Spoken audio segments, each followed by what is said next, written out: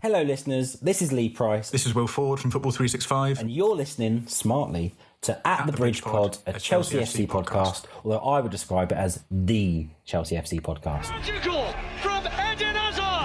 Kai Havertz in the Champions League final. Ivanovic! In the middle, it's just behind him. But it's tapped in by Hakim Ziyech. Matic with the ball driver. Matic takes the net off. Hat-trick hero. Cole Palmer wins an epic, sensational game. It's time for another episode of At the Bridge Pod, your number one Chelsea FC podcast. Coming up on this episode, recorded a pod on Monday. I'm not doing that 2 episodes in a row. Are you crazy? Oh, welcome back, everyone, to another episode of At the Bridge Pod. I'm joined in the virtual room filled with some lions. I've got Holly. I've got Chris. You know it's a Friday show when Berth's not here. But it's not though, is it? It's the Friday show on a Thursday, which someone pointed out. Does that mean it will be the Friday show on a Thursday on a Friday in the future? I don't know. Maybe. I don't know. But what are you looking forward to on Friday or the weekend, team? Don't know. I'll tell you what. I'm going out for a bottomless brunch on Saturday. Ooh. Oh, you are going to get absolutely smashed. I'm not, because I've got a game on Sunday. Oh. Yeah, with the parents of Melly's football team. So your brunch very much has a bottom then. Is what you're yeah. Mine has a very shallow bottom. I'm seeing some friends this weekend. I'm going to see some friends who I haven't seen in a little while. So that'll be good. I've got to go with football because someone's going to moan if I don't. Bayern, they take on Leverkusen in the Bundesliga. That should be tasty. Atletico take on Real Madrid in the Madrid derby. I mean, that's pretty good. And everyone's sat there thinking, Mike, you don't care about that, do you? Of course I don't. New Orleans Saints are at Atlanta Falcons, and my Seahawks are heading to Detroit for Monday Night Football against the Lions. So I'm happy, but I'm going to do some baking too. We're going to do what they did on the Great British Bake Off this week. And this week's signature, spoilers, was Battenberg. So I'm going to do Battenberg on Saturday. Oh, can't wait to do that. I love a Battenberg. Well, hopefully it turns out well. I say that everything I do, and it usually does, but I'm always wary. You never know. Mikey's an excellent baker for those of you who don't know. He says things like, "Oh, we hope it turns out well," and it turns out like it's like this 14-hour process to like perfectly make the consistency of the icing or whatever. Well, it's just he's great at what he does. I'll have to drop it in the Discord. Last week I did Biscoff cheesecake ones, which was just an original recipe. I just did it on my own little idea, and it turned out all right. I liked it. I enjoyed it. I'll show it in the Discord later. Right. We're no Shevva shout out this week. Sad times that. I mean, I know. Yeah, not even a Marathon. No one's complained this week. I'm sure they will though, because the intro is going on longer and longer each time. And that's a good point. The last episode was the focusing on the women's team and stuff. So there'll be one coming. You know there will. Well, they're going to get this Monday. We're going to Kings Meadow Corner anyway because we're playing the Crystal Palace tomorrow, so that'll be fun. I'm looking forward to that. That's on Sky, not on BBC, I don't think. But for now, time to hit the news. Oh, it's that time of the week. We're going to check out the news you may have missed in that elevator of Chelsea news. Chelsea are in talks with Qatar Airways over a front of shirt sponsorship deal. Chelsea have been drawn away to either AFC Wimbledon or Newcastle United in the 4th round of the Carabao Cup. Nicholas Jackson is in EAFC Team of the Week 2 for his performance against West Ham. Wesley Fofana feels fans have only seen 10 to 20% of his real potential. And finally, Bodo Glimt were forced, this is incredible, they were forced by UEFA to take the bus route yesterday to the stadium rather than walk in. As the rules have stated, teams have to arrive together for the cameras. Now you might go, right, who gives a shit, Mike? 220 metres. That's how far. It was like walking down the road past 8 houses. Such a waste, isn't it? I had to look at waste of time. I looked at the screenshot and I couldn't help but laugh that they had to. Imagine, get on the bus. Yeah, got your bags. Yeah, get off the bus.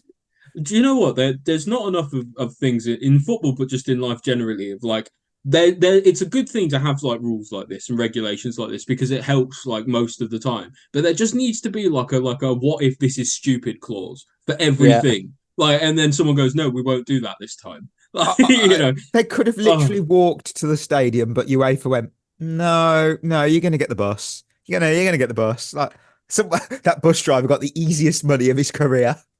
Oh my word! Right.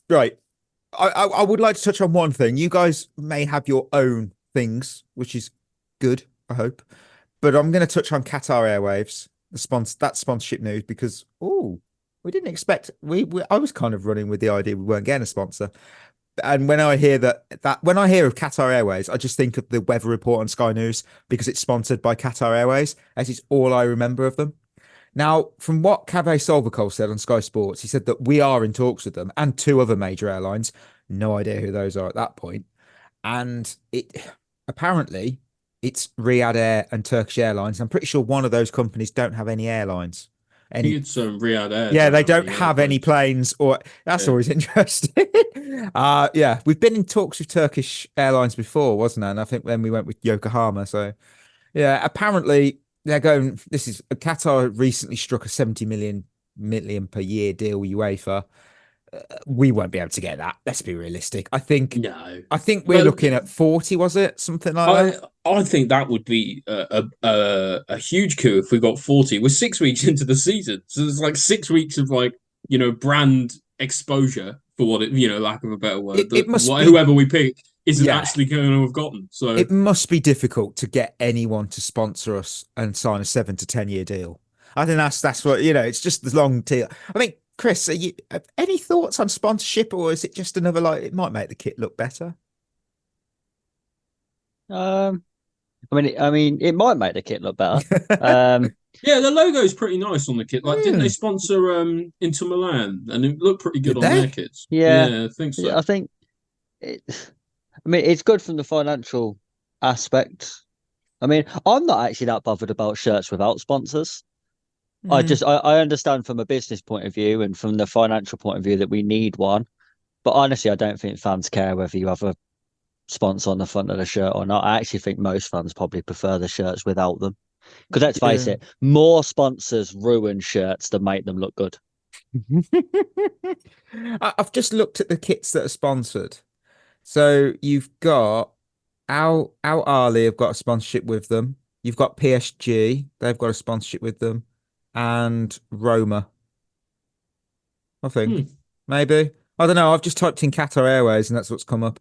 I didn't think Roma was sponsored by them. Maybe they are. I don't know. Yeah, I think they are. have. They are. Yeah, I think they are, yeah. And KAS Eupen in Belgium. But I'm pretty sure, though, that Roma have a different logo on their front of shirt to what PSG have, even though it's the same company.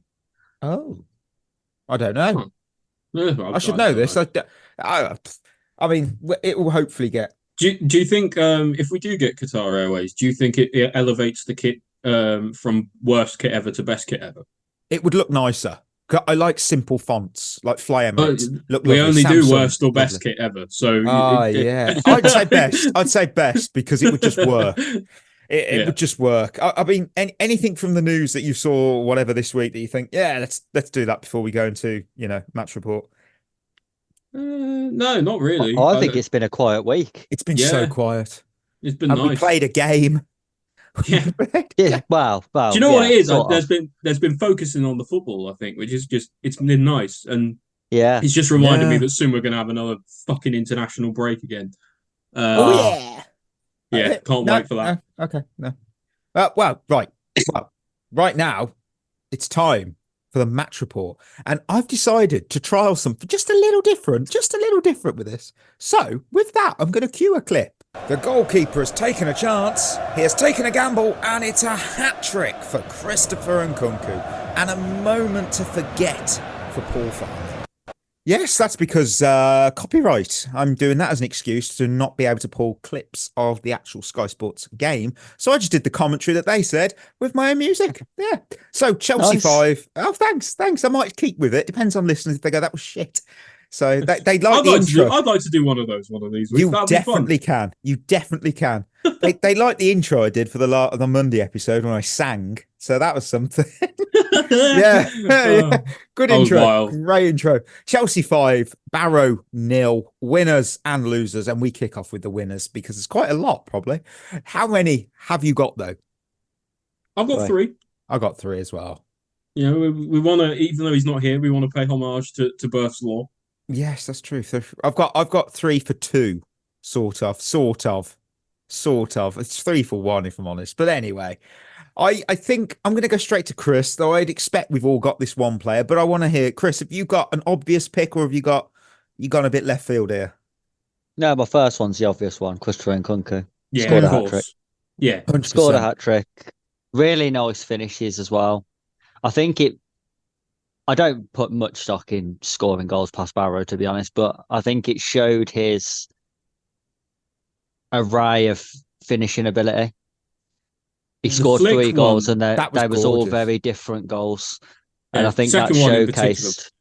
Yeah, it was lovely. I think he just showcased that he is the best finisher at the club. It's just it's hard to fit him in at the minute in a place where he's going to perform that well with Nicholas Jackson in the team as well. Yeah, I will. I'll give a caveat here. Barrow are top of League 2. I just want to make that clear. No one cares.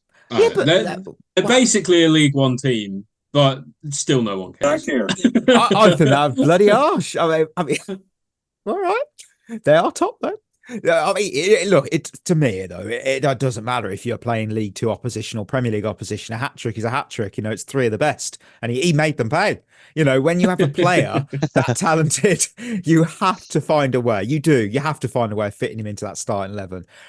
And then I'm going to go sideways. I expected you all to praise him, and I'll say where, because he isn't as effective out wide. He isn't a better number 9 than Jackson, and we're not going to drop Palmer.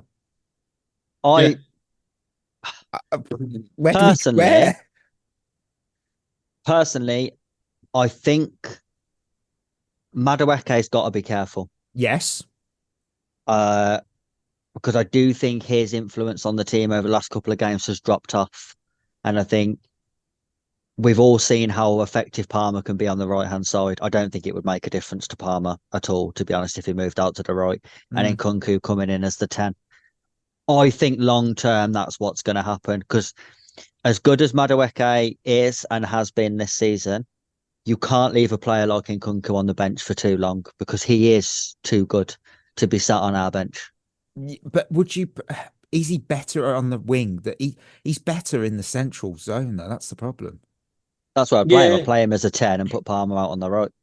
Yeah, okay. You could do it. The only question with that is obviously then you have to sacrifice like the press and integrity, which which will work against some teams and certainly will fall apart against others. I mean, have you got anything else to add on that, Ollie, before we move to the second? Just a really nice array of finishes, really. First one's under the keeper. Second one is, the lovely flick from Gusto's cross. Third one is lovely.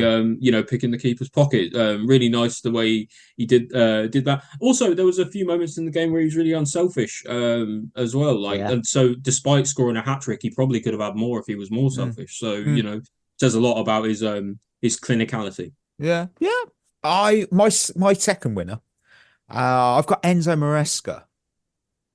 No one else. That's good.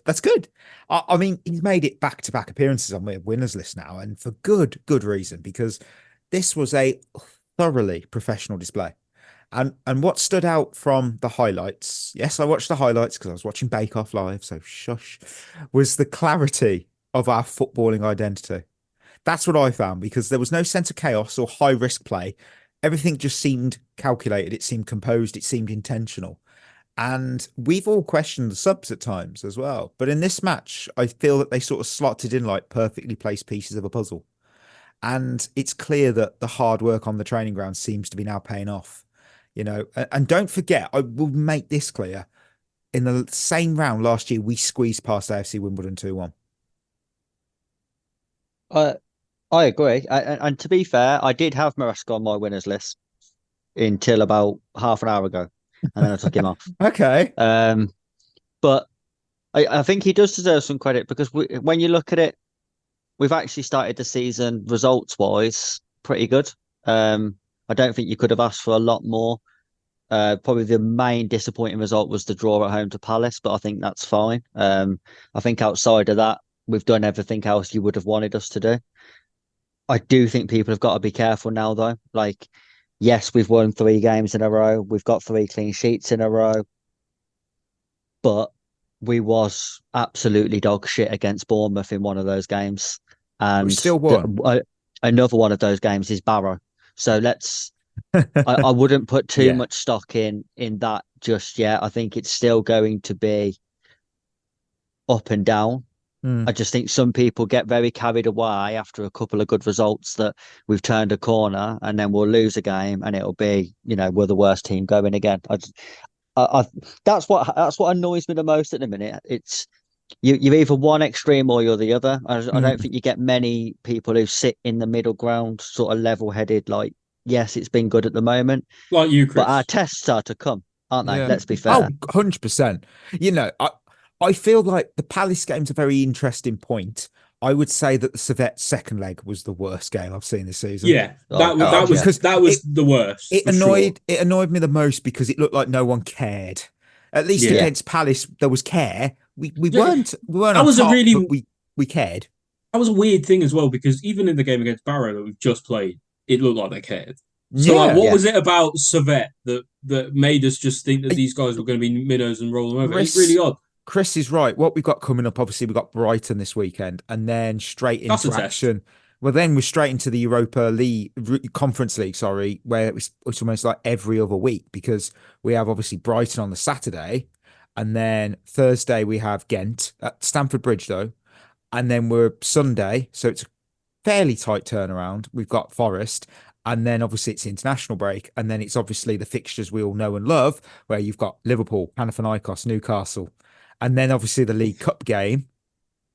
And then Man United, Noah, Arsenal. It's tight. It's a big turnaround schedule. I think most we've got is 4 days between Noah and Man United. I think that's the shortest break we got.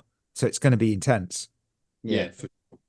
So, that'll be a test. And hard fixtures as well. Oh, yeah. Not the Conference League ones. Are absolute dog shit. But well, we're back to back against Newcastle if they beat AFC Wimbledon, of course. Yeah, which they probably will. And Newcastle away is actually a tough draw. Yeah, for sure. They're very, very tough to beat at home. They haven't had the greatest start to the season, but like when their fans are rocking at St James's Park, it can be really hard to get through them. Right, second winner. Who is it, Ollie? It's an interesting one, probably slightly different. Out of left field, no one's going to expect this. Kuyate from Barrow. On the opposite team. He was good when he came on. Yeah, I was actually really, really impressed with him. He looked miles better than a League 2, League 1 player. Miles better. Like he was easily in my head. He looked like a Championship player minimum. I was really impressed with his pace. I was really impressed with his strength. He's quite a tall lad. His dribbling was good. I thought he played with a lot of heart. He played with with a lot of enjoyment, and it was just really nice to see that. You don't always. When you play some of these teams in the lower leagues, it can all the players can kind of be a bit of a muchness. So it was really interesting to see someone properly stand out for them. Is that Emil? I'm not gonna. What was the name? Sorry, I don't want to butcher it. Yate. That's not AC, is it? I don't know. K starts with a K. I don't know how you spell it. Was he a sub? Yeah, he came on. I found him. I found him now. I was looking at the wrong game. Yeah, but he was Everton. He was at Everton's academy. See, that it says a lot, doesn't it? So, do you know what that says, ladies and gentlemen? Is that I have excellent talent ID. I can spot players. Yeah, that's okay. You know what? I want to hear your second winner, Chris. Ben Chilwell. Interesting. Why? Yeah, why? I didn't think he played very well. I mean, I actually don't remember him touching the ball, but he got to play. He did. Yeah. That makes him a winner, I guess so. Yeah. Shame he didn't. Was the only one who clapped the fans after the game. Oh no! Don't start. That social went mad on that. Mason Mount flashback. Yeah. I got that as well. I was like, okay. He was the only one that. He was like, okay. Let me have a look. He played 45 minutes. How many touches did he have? Because it will tell me. Ben Chilwell. Let's have a look.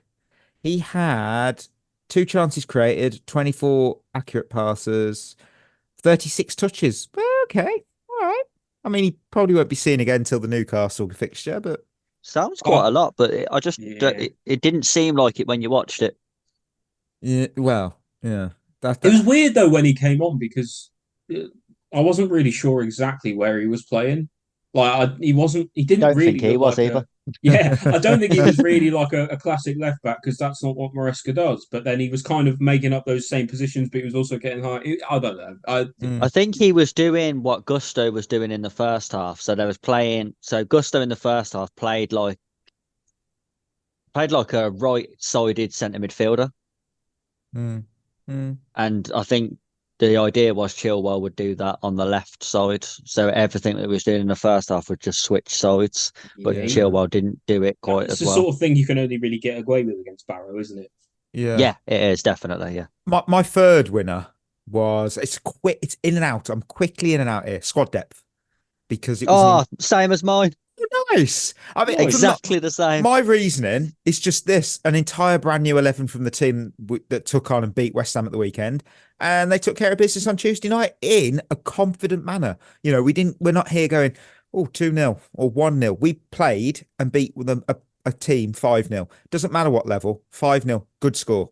Yeah, 22 players, 8 goals scored, zero goals conceded. You can't really complain about that. You know what? It was nice to see another 11 of our 40-man squad actually get a game. You know, we keep talking about it's so nice. You know, there's a couple more to go. I think it's 18. Wait for our third 11. Oh, good. That's the Conference League. Right. Well, Chris, expand on it. I think you've seen our squad depth throughout the season so far. You know, we've had a lot of impact from subs, being able to rotate players in and out when someone isn't performing and other players of similar quality coming in. Like it does sort of show that the idea of what we've done with transfers is right. Yeah. I still think it's going to be a difficult balance between keeping all these players happy and getting them enough game time.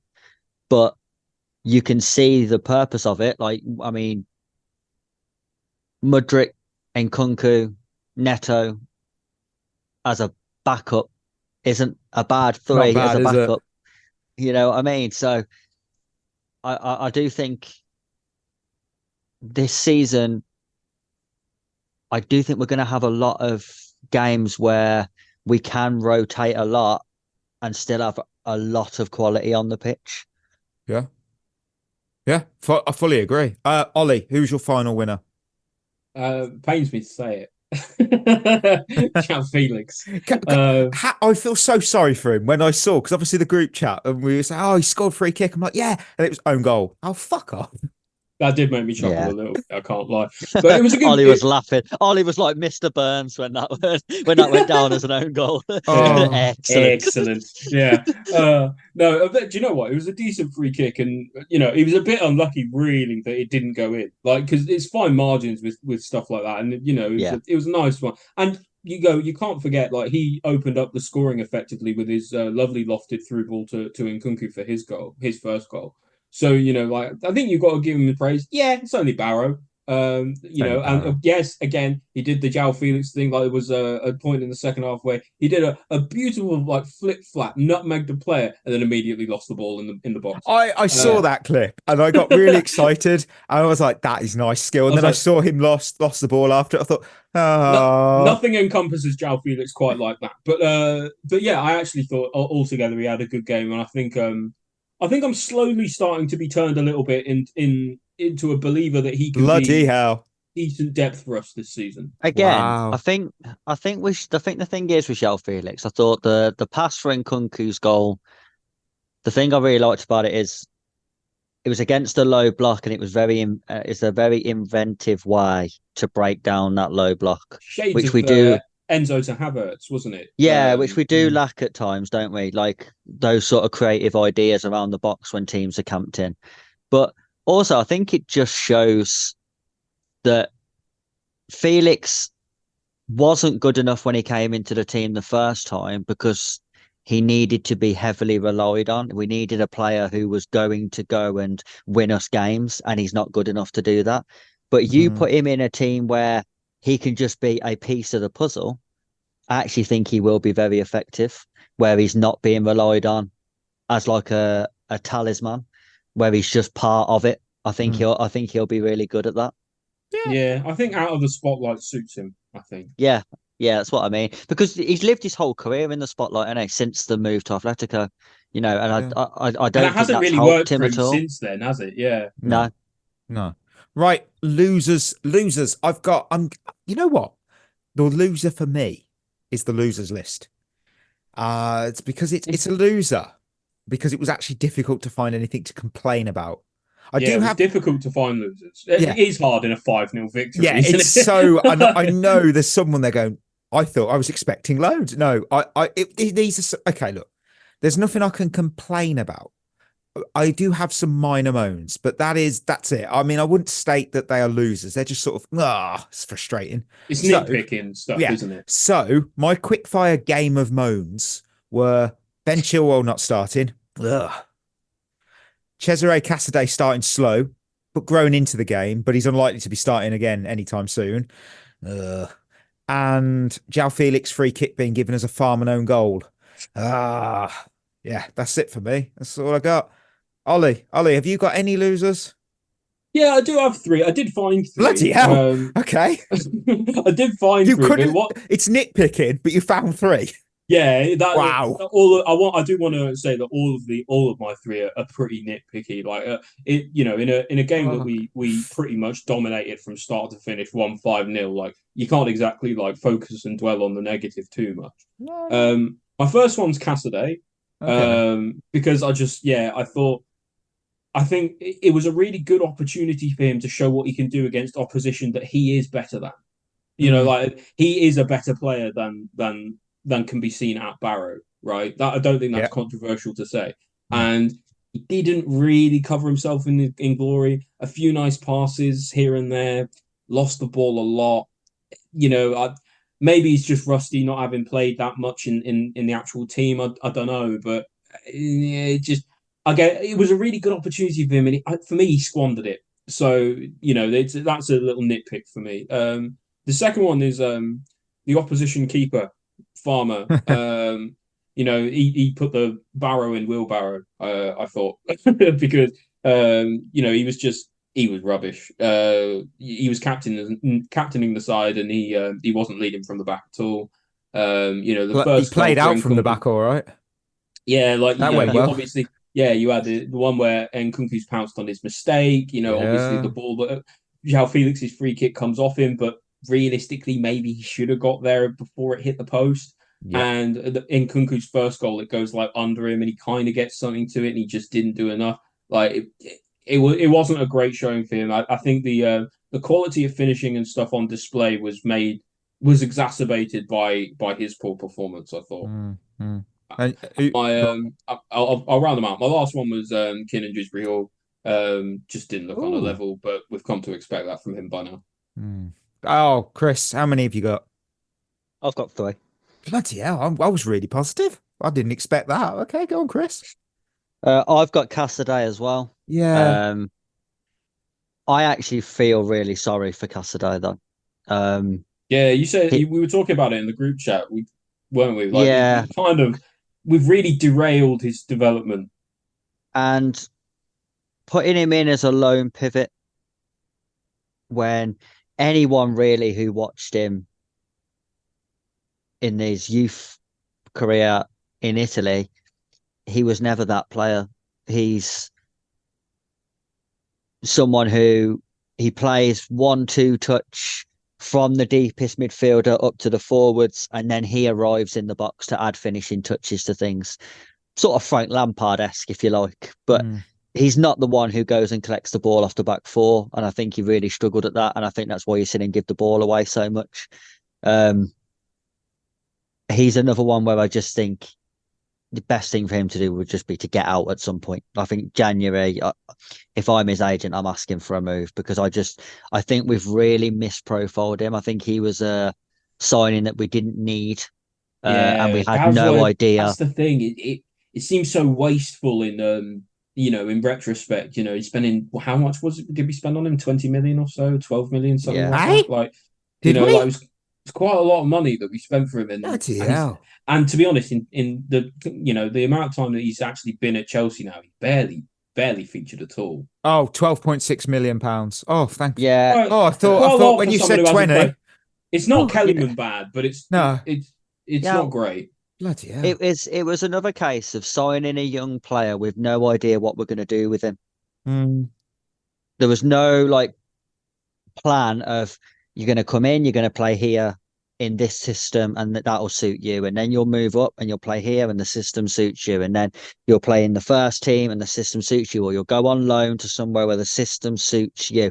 Everywhere he's been shit. He went to Reading, which again was just another one of those clubs where you thought, what are you going there for? Then they're going to be bottom end of the championship. They're terrible. I've never understood that, why they do those moves. Like, because it was like when Ampadu went to three, and they were like, "Oh, is he shit?" Because he's got relegated with 3 clubs. Look at who he played for. Yeah. Same thing happened to Billy Gilmore. Like, he's not going to elevate the team that high. We're really bad at loaning our midfielders. Oh, we're awful. We are. My second loser, kind of links really, is youth players. Not because they didn't start this game, but I just think you see how strong our second 11 is. You've got no chance of getting in there as a youth player. And like normally these games, you have to play youth players because you don't have enough senior players to fill it out. But we do. And I think that's going to really limit the amount of chances young players get. I know a couple of them came on, but I mean, they got 20 minutes against Barrow. If you're not getting half an hour, it wasn't. Yeah, if you're not getting at least a half against Barrow, who are you going to play against? So that's what I was saying. Like, if not now, when for them? Yeah, right? Like, I do think we aren't gonna see many of them this season, and I think people are going to have to accept that. And I don't even blame Maresca for that because he's got senior pros to keep happy first, of course. Which is more important. And then my third loser is Maresca. Okay. So he went from a winner to a loser for you in half an hour. Yeah, that's a point. He was on my losers list as well, and I thought it was just weird to have him as a winner and a loser. Not for anything he's done in this game or the last few weeks. For something he did weeks ago. Okay. saying that Ben Chilwell would never play again. And then in less than 6 weeks, he's playing and he's captain. Well, he is our vice captain, I think. This is why I think managers should be very careful when they open their mouth in press conferences. Yeah. Because you should never say never about a player playing, because the reality is you don't know when you're going to need these players.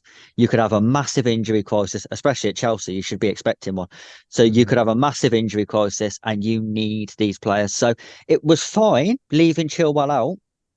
That was fine. Or, not playing him, not putting him in the squad. That's absolutely fine. But he didn't need to put him to the reserves. And he didn't need to say that he won't play again, because it's the principle, isn't it? Because you look silly in retrospect for saying it and then just immediately going back on your word. Yeah, because you know what it is though. You lose power in the dressing room, because he said that about Chilwell and Sterling and others, and they went to reserves and you didn't see him again. And in the dressing room, that puts fear into players where they think, actually, he ain't messing around here. If he doesn't like us and he doesn't think, I can play under him, he will just get rid of us. And that means then that the power's with the manager, not with the dressing room. But the minute you bring one back in, you can say that to players again in the future, and they'll look at you like, we'll see. Yeah, we'll see if you need me in a couple of weeks. I suppose it remains to be seen, though. Like, I'm not sure how much stock we can put in him, in Chilwell playing half an hour and 45 minutes against Barrow. So if he doesn't play, he might not play again for the rest of the season. So it remains to be seen whether he stays as part of that sort of periphery of the squad, or if he does get reintegrated back. But for me, like, I personally, I just wouldn't have done it at all, and you could have just bought Ponga at half time. Yeah, you know what? Sometimes it's best and to saved your face. Sometimes it's best to just say nothing at all, because your silence can never be misquoted. Exactly. And we're going to now, yeah, you're right, because players can then go, well, he said nothing about Chilwell. Oh, and he's back. Okay, so I might get a chance here. Whilst now, when you hear you're never playing, it'd be, we'll see.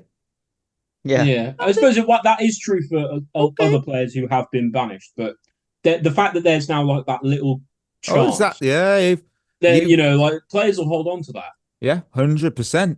So, emoji game review. I went with the shopping cart because there's no wheelbarrow and I can't just pretend there is one. I did Google wheelbarrow emojis. There is one, but no. So I don't know. I'm surprised at that. There's an emoji for everything. I know. There really is. Right, Ollie, what have you got? Easiest choice, easiest emoji game review of the season. Balloon. Easy. Yes, that's good. Nice. I will go with just thumbs up. Job done. Move on. Yep. It's all about getting through, isn't it? I swear we did that before, didn't we? I swear we said that last time with Wimbledon. I think that's what we said about Servette, didn't we? Yeah. Thumbs up. We just got through. Oh, right. This is a little cheeky quick thing here. It's a new segment that may or may not appear after every game that Chelsea do indeed play this season. It's a bit of a trial. Look at it as trialist day in a pre-season friendly. If it does well, it will come back, and if it doesn't, you don't know the name, so it doesn't matter. Well, you know what we could do? We could say we could banish it forever and then bring it back in 6 weeks. Yeah. Yes. Right. But of course, we have to name everything that goes into an episode about the Bridge Pod. It has to involve Form Blue's name. So I've decided to name this an Oscar overreaction. It's perfect. Literally, it's perfect. So what is an Oscar overreaction? Well, it will be an opinion from one or more of us, which we want to discuss, and then the team can debate it, state whether they feel it's a good reaction, a hot take, or an overreaction. A hot take's pretty much that it's somewhere in between, I guess. Some truth to it. Just want to sit on the fence, whatever. And Mikey, what you got then? You must have brought something to the table. I'm not. Yeah, I'm not. And Chris, no, I've got. despite this is an overreaction I've got here. Despite a hat trick, Christopher Nkunku should not start against Brighton this weekend because there is no one you can move or drop for him to take their place. That would be my overreaction. That is a difficult thing to say because it's hard to justify anyone not starting after a hat trick. It is. I would genuinely be there going, if I don't want to be Maresca because I don't know who I'd drop. I've got to drop someone. I'll be honest. I think Madueke is quite droppable at the minute. But I don't think he was great against West Ham. I thought he made a lot of poor decisions on the ball. I think for me, that stopped our attacks actually more than anything. I would love Nkunku to play. However, I just prefer him in centrally than and I know what you mean with Palmer out wide, but isn't Palmer better in the centre as well? Yeah, but again, it kind of goes back. So it goes back to what I was talking about earlier, though. It's like Brighton are a team that will pass you to death, and if you don't have a good press, they will do that. And question is, Nkunku and Palmer I don't think they have it in them between them to be able to actually put enough pressure on the ball to like force turnovers. Is Nkunku a worse presser than Madueke? Does Madueke really press that much? I think he is. Not a lot worse, but also it's worth talking about.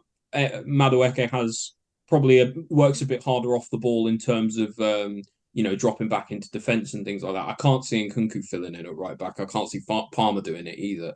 So. Yeah, we'll wait and see on it. I guess it's a tough one. Let us know in the Discord, listeners, what you think. Would you start Nkunku? Is it an overreaction? Would you start him this weekend or not? Yeah, right. Lion of the week. So we'll check in on the midweek picks. Berth had João Felix. That's decent. Own goal. Decent. Chris wasn't here, so he didn't get his choice. Ollie and the wheel went for Champong. That's not bad. Yeah, not bad. Did play. I went with Christopher Nkunku. There you go then. Yeah, that's a clear hands down the winner this week. You fucker. But you clever fucker. I was so smug in the group chat, and I don't think anyone picked up that I said. I was like, who did I have? Who had Christopher Nkunku? I was like, oh, it's me. Right, I've won that. I know. I can't. No doubt. Absolutely no doubt. That does that take me in the lead? Oh no, me and Chris and I are both joint, and we have actually. Here's something. Christopher Nkunku has just took the lead in the actual line of the week standard. He's the first player to get two line of the actual weeks. He is. And he doesn't. Maybe he start. should be starting. Yeah, maybe he should actually. But to be fair, it was in the second leg against Servette that he won. Servette and Wheelbarrow. So. Yeah. I don't think, though, that he came on, didn't he? And he scored the winner against Bournemouth, and he didn't start the next game. Yeah. So the chances of him starting after scoring a hat trick against Barrow. If you're not starting after winning again, if you're not starting after scoring the winner in an actual Premier League game, I doubt you're starting the week after scoring against League Two. So it's not an overreaction when I said he doesn't play. Do you know? I actually maybe this seems maybe this is a bit of an overreaction, but I really don't mind Nkunku in that super sub role, not at all. He would mind. Yeah, well, he'll fucking mind. He might, but he's scoring every week, so maybe he isn't. I only have to do a quarter of the work I usually do, and I get all the praise. Yeah. Well, that's a good point. So obviously we're taking on our derby team, aren't we? We're taking on Brighton this weekend at the Bridge. So I'm going to go straight in and say Nicholas Jackson because I feel like that's the most easiest banker of a pick. Go ahead. I'm going to spin the wheel. I'm going to give it to Moises Caicedo. I think that's what I was going to pick. I think he's still got a bit of a chip on his shoulder about the way that the Brighton fans treated him when he left. And so I think he's going to put in a monster class. Right. The wheel has gone with Noni Madueke. So the wheel already has predicted that Nkunku does not start. Wow. Fair enough. I'm going to go with Mark Cucurella. Another former Brighton. Nice. Yeah. Okay. Oh, this will be an interesting weekend. So, questions, and I've got Quaresma's questions, and we're actually going. Oh, I've got to hit the harp, haven't I? Can't not. We've got to go back in time to Monday because Chris wasn't on that show. Do we need the harp for going back to Monday? Yeah, it's back in time. So, yeah. So Rubicon, I said we'd ask him. Rubicon said, Enzo Fernandez, hey, tell Chris he did all right. This was obviously against West Ham. And then we had another Chris-related question from NJ Brandt, and it was, have Chris's thoughts on Enzo as captain changed? Seems to have more of captain's attitude. No. Okay. No. If you waited all week for that response, I'm sorry. I don't know. I don't know what the evidence of that is. He was all right against West Ham, but don't get me wrong. I actually think wasn't the standout, was he? No, I actually think he's been playing quite well. I think he's been fine this season so far. He hasn't been awful. He hasn't been outstanding. He's been okay. I think he's been arguably probably better than he was last season, which is a bonus. I don't know whether I wouldn't say he's standing out as a leader on the pitch though. I think that's an overreaction. I should have put that in. Okay. Right. So today's question. John Garler said, is it too early to say Sanchez is good? Opinions on his latest performance? So I'm guessing way too early. I think it is way too early still for me. I think the body of evidence has been good. But the body of evidence we have so far for Sanchez costing us more than it shows that he costs us more than he doesn't. And recently that's started to shift, but for me that hasn't shifted enough for the narrative on him to change yet.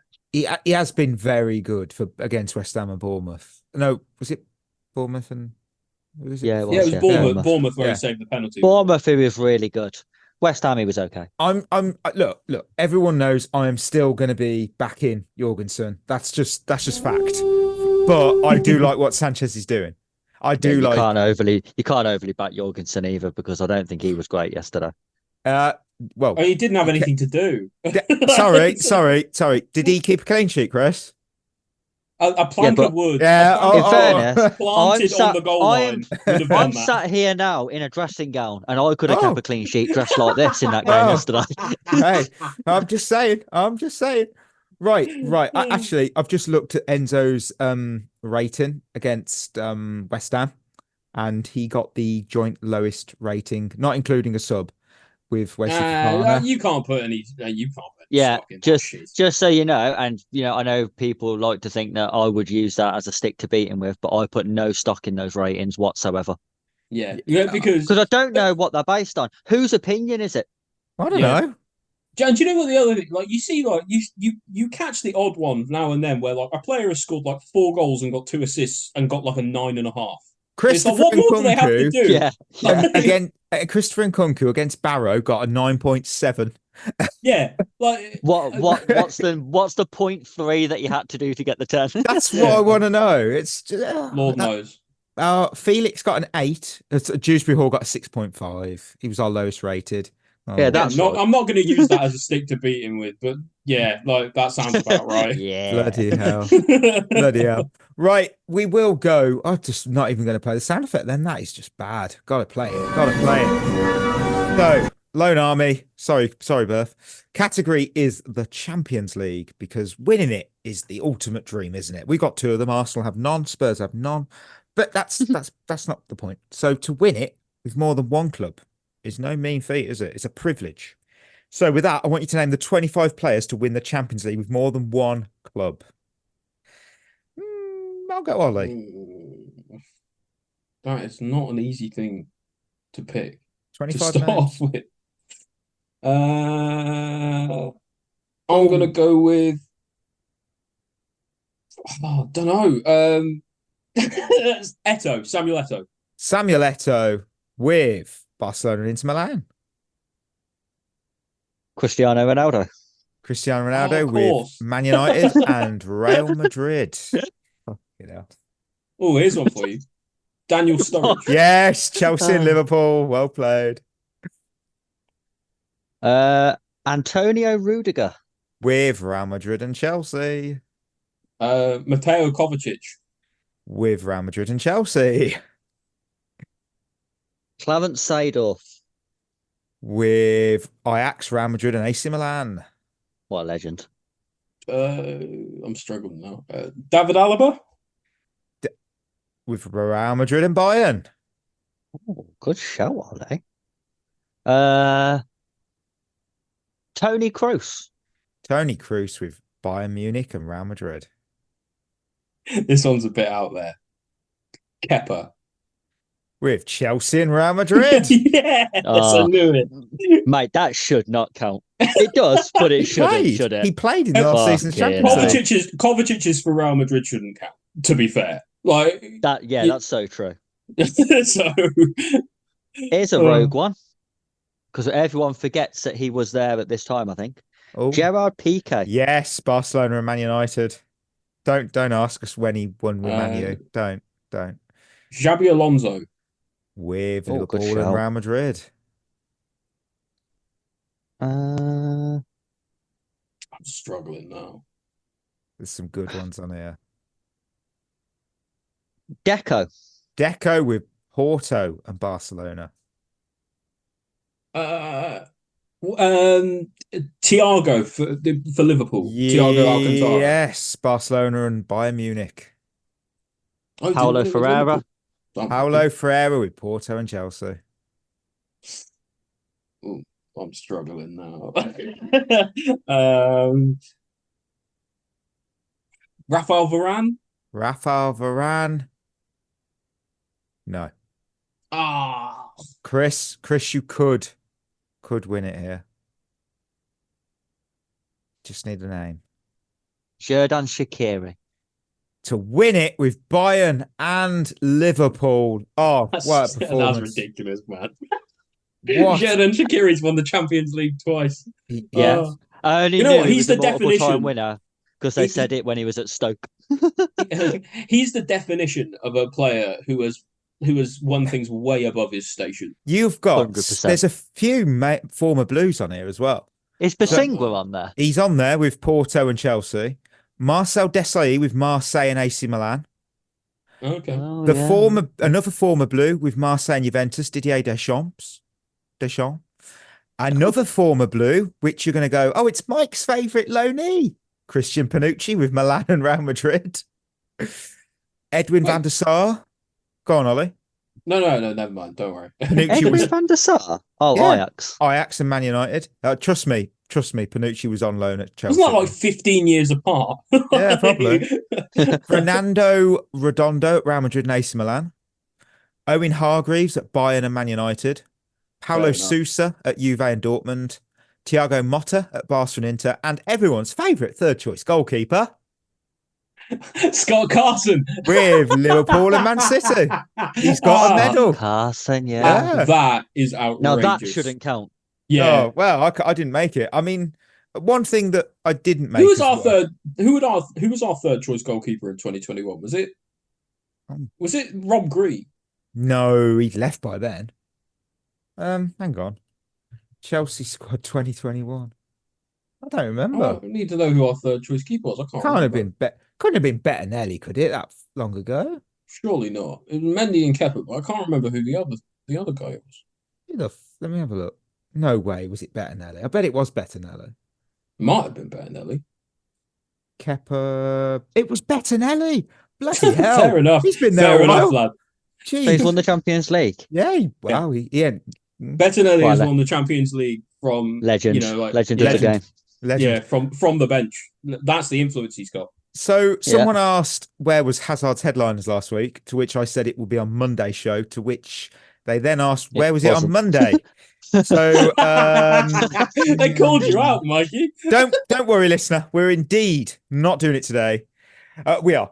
It's a quick one. A bit So like Hazard at Real Madrid. It's disappeared. it was there somewhere. Lost him. Right. Number one clue. This player has a bachelorette exam in social sciences and economics. 2, he's the youngest player to have captained his own country at age 21. His brother currently plays for QPR. Okay. 4, in his trophy cabinet, you can find many medals, including a World Cup winner, 4-time Champions League winner, and FA Cup winners medal, to name a few. Okay. Yeah, okay. And 5th, No he one has won. any idea what you're talking about. I am shocked. I won't say why, but 5th, he won the World Cup in 2018 with France. Hang on. His brother plays for QPR. Yeah. His brother That's plays- what threw me off. Yeah, that's. Fucking hell. Oh You've wait, already- no. I've got it. It's Varane. Yeah. It is. And you said him literally moments Yeah. ago, and I thought, oh, He shit. He retired this week, didn't he? Yeah, that's literally it. Yeah. I was like, oh, shit, he's going to get this in instantly. No, Yeah, do you know what? I thought- You threw me off straight away with the first 3 clues. I was Yeah. like, Bachelor of what? Like, Yeah. uh, Apparently, Zidane called him to say about signing from Lens, and he put the phone down and he was studying for it. I was like, well, that's pretty cool. Yeah, what's his brother's name? Let me pull it that's up. dedication, folks. Always His focus on your brother- education. It's called Jonathan Varane, and he plays for QPR. I didn't even know he had a brother. Neither did I, to be honest. It's always one of them, isn't it? When you find out an amazing player has a brother. Did you know Conor Gallagher has 2 brothers who play in non-league? Wow. I did not know that either. No, I did Yeah. not know that. It's Wow. Dorking Wanderers, I think one of them plays for, or at least he did. I don't know if he still does. Let me look up. I'll tell you what, listeners, this is Dan Gallagher. I like that name straight away. Dan Gallagher plays for Dorking, yeah, you're right. Yeah. His other brother, well, that's not his name. I just thought his brother had a link saying Rains Park Vale. Great name. It's not it's a club. His other brother he's the younger brother of twins, Jake and Josh. Interesting. Wow. Oh. Wow, he's got a lot of brothers. Oh, does Yeah. it? I thought he only had 2. Well, he's got Jake, Josh, Dan, and obviously Connor. Wow. We learned something today, listener. Yeah. So every time you think of a footballer, there's a good chance they've got a brother in a much worse league than them. Yeah, probably true. Right. Thank you. We're at the end of another episode, listeners. So thank you as always listening to the episode. Treat yourself well.